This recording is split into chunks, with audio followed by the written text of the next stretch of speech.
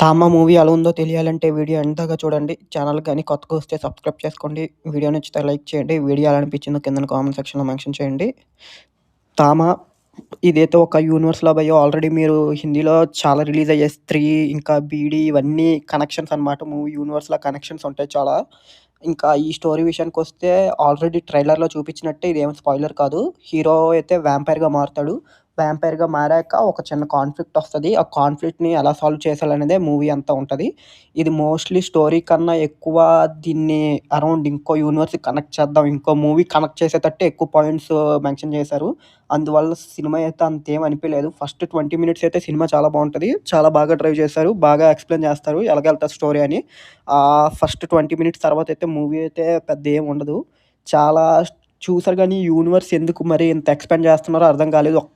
ఇంక స్టోరీ విషయానికొస్తే అదే హీరో అయితే వ్యాంపైర్‌గా మారుతాడు. ఆ తర్వాత ఏమైందనేది మేజర్ స్టోరీ అంతా నడుస్తది. కానీ ఇంకా పాజిటివ్స్ విషయానికొస్తే ఇంకా యాక్టర్స్ అంతా చేస్తారు. ఒక్కో దగ్గర కొంచెం ఫన్ జనరేట్ అవుతది.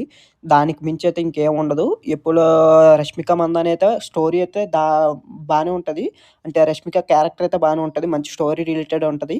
కానీ మూవీ అంతా ఓవరాల్‌గా చూసుకుంటే అబోవ్ యావరేజ్ భయ్యా! అంతేం ఉండదు. ఆల్రెడీ మీరు గానీ ఈ యూనివర్స్‌లో కొన్ని సినిమాలు 'బీడీ', 'స్త్రీ' చూసుంటే మీకు కొంచెం స్టోరీ అయితే ఎక్కువ ఎక్స్‌ప్లోర్ చేయకన్నా మేజర్ ఇంకో పార్ట్‌కి కనెక్ట్ చేద్దాం అన్నట్టు పెట్టారు. దానివల్ల అయితే పెద్ద ఎక్కువ ఇంట్రెస్టింగ్‌గా ఉండదు. పెద్ద ఆహ్, మూవీలో గూడా అంతేం చూపిచ్చరు. సెకండ్ పార్ట్ లాగా వేరే యూనివర్స్‌కి కనెక్ట్ అవుతదనలాగా, వేరే మూవీతో కనెక్ట్ అవుతదనలాగా ఉంటది.